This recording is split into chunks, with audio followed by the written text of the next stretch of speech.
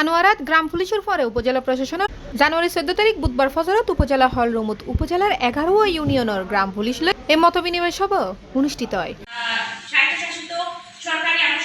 সভাত অবাধ সুষ্ঠু শান্তিপূর্ণভাবে গণভোট সম্পন্ন করতে গ্রাম পুলিশও সক্রিয় ও দায়িত্বশীল ভূমিকা অপরিহার্য বলে উল্লেখ করে বক্তা হলে। আমরা আজকে গ্রাম পুলিশদের সাথে আমরা মিটিং করলাম, আজকে আবার এনজিও কর্মীদের সাথে আমাদের এই সংক্রান্ত মিটিং হবে। তারা তাদের সেবা গ্রহীতার সাথে এই নিয়ে আলোচনা করবে। বিষয়টাকে গুরুত্ব সহকারে নিয়ে আপনারা কাজ করবেন, যেহেতু আমাদের সংসদ নির্বাচনও আছে, একইভাবে সেদিন গণভোটও আছে। আপনাদের সবাইকে একটা লিফলেটও দেওয়া হয়েছে। এ সময় উপজেলা নির্বাহী কর্মকর্তা ও সহকারী রিটার্নিং কর্মকর্তা তাহমিনা আক্তারের সভাপতিত্বে উপস্থিত আছেন উপজেলা সহকারী কমিশনার দীপক ত্রিপুরা, আনোয়ারা থানার অফিসার ইনচার্জ মোহাম্মদ জুনাইদ চৌধুরী ও উপজেলা নির্বাচন কর্মকর্তা সাইফুল আলম সহ আরো বোধকেও। C plus TV, Chittagong.